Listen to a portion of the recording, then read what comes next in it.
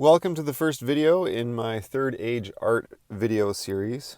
This video is the first of many that I'm going to do related to a new Instagram direction that I'm taking, where I'm compiling all of my art for Wheel of Time and the Stormlight Archives and Lord of the Rings. I'm going to put them all into this one Instagram account.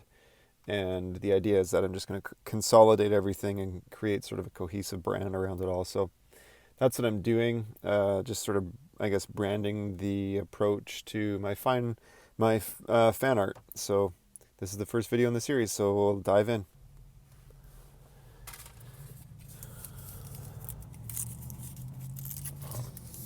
Well, I'm going to do something entirely different than things I've done in the past. I'm going to be talking to you about some character items in relationship to this painting that you're going to be watching on screen here, where I've created a painting of Moiraine Damodred, more specifically Rosamund Pike as Moiraine. This is pretty off the cuff. I've got some notes, and I thought it'd be fun to bring you guys along for a donut and a ice cap. It's good. If you aren't familiar with iced cappuccinos, I recommend that you get yourself acquainted. Anyways, so what I thought I would do is, just as the video plays, as you watch the painting process here, I thought I would talk about a few character items in relationship to the characters. So starting with aesthetic, so the visual appearance, the description of the characters in the books, and then also how the characters, I think, will play out on screen. And then also the character's story arc, just talking a little bit about aspects and points of interest around the character's story arc. And then maybe talk a little bit about like their powers and their abilities and the things that they do in the story. I will warn you now that this is going to be spoilerish, because I've read the books twice now. I'm in my third reading, and I'm going to be talking about stuff that is just relevant to the characters, and that will most likely get into spoiler area. So let's talk about Moiraine a little bit. I love Moiraine in the books. I think there's this really interesting relationship between her and the other characters from a physical perspective. Right away in the books, you find out that she is short of stature, which is fascinating to me. It's an interesting kind of component of who she is. She's this really fiery, kind of feisty, strong and confident woman who's really short. And I don't know. I mean, I'm 6'2", so I don't know what it's like to be shorter, but I do know, I've heard of, sort of things about like short people having complexes and stuff like that. But she totally doesn't have that. She's super not, I don't think that plays into anything in terms of her disposition. She's just very confident, very confident, very sort of stable personality.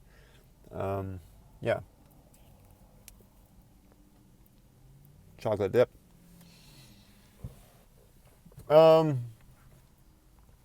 If you want to get a snack to join me here, go ahead.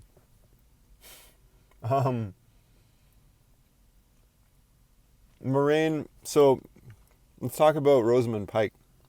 Rosamund Pike, a little bit taller. I remember seeing stuff going around when she was cast.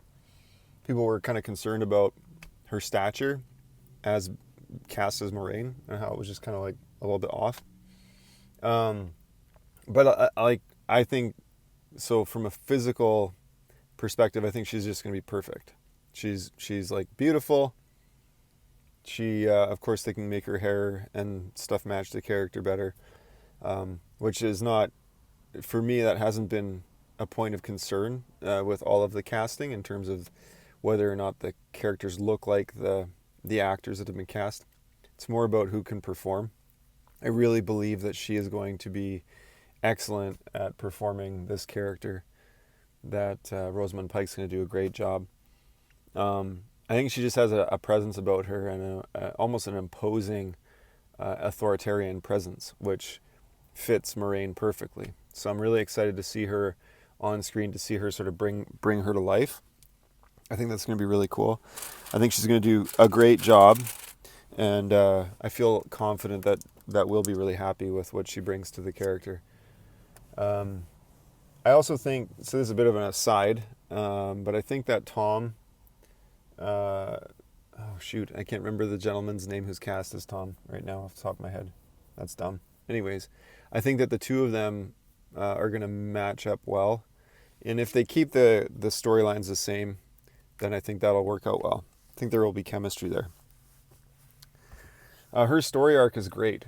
So I think that Moiraine's got a really interesting story arc. She's kind of like the Gandalf of Lord of the Rings in a sense at the start of the story.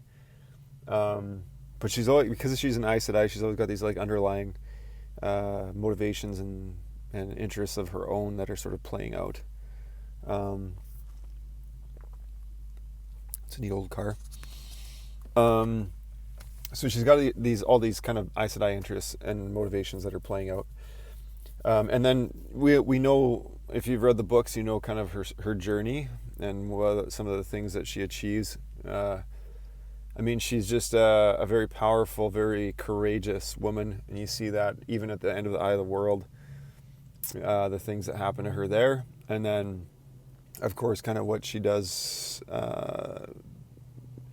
where she ends. I don't know how much spoilerish can I go here, where she ends up and what she does, how she ends up in the Tower of Genji and all those different things. I love her story arc. It's really cool. And then I'm happy that it kind of wraps up well for her in the end. And I think that like her part that she plays in the overarching story of Wheel of Time is just a very pivotal and important character. I'm curious what you all think about her relationship with Tom. I know there's been a lot of people that have complained about it. I've seen on social media quite a bit.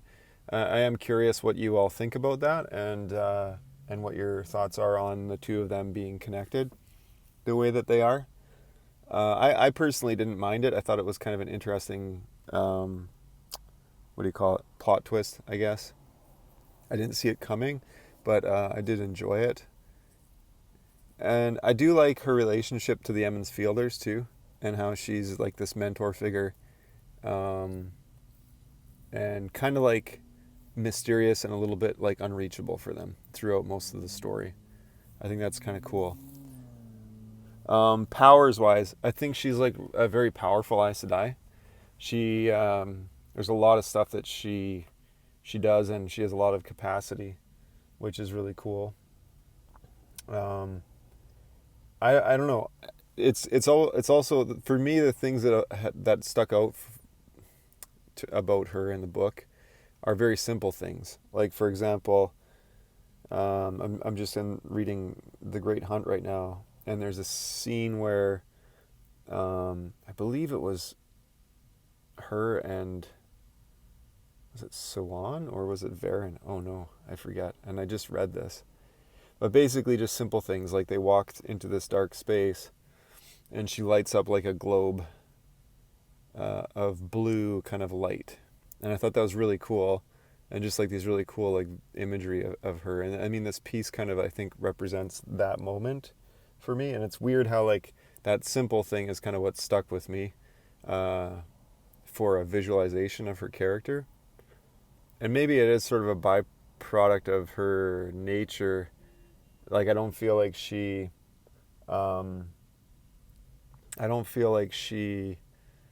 is flashy or self-interested. She's just very pragmatic.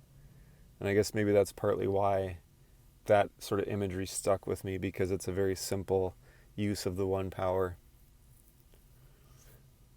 Yeah, maybe. And then, then we see her doing things even in the Eye of the World, where she and Lan fend off a bunch of Trollocs and Myrddraal in Emmons Field, just the two of them. Of course, she has an Angreal. Is it a Sangreal or an Angreal? Oh man, I can't remember. But she's carrying around an amplifier to her channeling that helps them deal with the stuff. But it's fun when the people of Emmons Field are saying, like, she called down ball lightning and all this crazy stuff. And I am looking forward to see see if they portray that more on screen, because a lot of that happened off screen, if you want to say. In the book, Rand comes back from the forest and he sees all this stuff, and he hears about people talking about all this stuff that Moiraine and Lan did, but you don't see it offhand. It's not described right, like firsthand in the book. So that'll be kind of interesting to see what they do with that. I'm also like, I guess, sort of jumping back to her story arc. I love sort of her relationship with Siwan, and kind of their agreement and their journey of trying to find the Dragon Reborn and all that stuff. It's a really interesting story arc, and kind of like this side. So my phone died because, or crashed, I guess, because it got too hot. I had it on my dash while I was recording. I've eaten my donut. I've still got some ice cap left, but I thought I would just finish my thoughts. So what I was saying is that I really think it's an interesting sort of side quest that they go on. Or that, I guess it's like a side quest of the overarching of the story, right? They're trying to find the Dragon Reborn and save the world and all that stuff. I think it's really kind of cool. And I'm really looking forward to seeing Moraine's powers displayed in the show, and not just her powers, her gifts with the one power, but her ability to Aes Sedai things, work with people, work within power structures and within societies to manipulate and create things the way that she feels they need to go. So that's going to be pretty cool, and I think she's going to be Rosamund Pike's going to be a really great anchor to the series. So I'm looking forward to that. I hope you enjoyed this video. I hope that you enjoyed watching the process of this painting. I think I'll do videos like this for each of the pieces. I'd love to hear from you in the comments. If you liked this video, please click a like for it, and it would help me to know if this is a good direction to go with things. And if you haven't yet, please subscribe to my YouTube channel here, and you can find my work. I'm distributing it, trying to do daily posts on my Third Age Art profile, trying to get this stuff out there. So I'd appreciate it if you came by there and gave a like and a follow there as well. So that's that for this video. Until the next round, I'll see you then. If you did like it, please hit the subscribe button and the bell icon so you don't miss any of my updates. You can also leave a like and a comment on this video. And if you're really into my work, find me on patreon.com/Corey Lansdell. All right, until next time, thanks very much.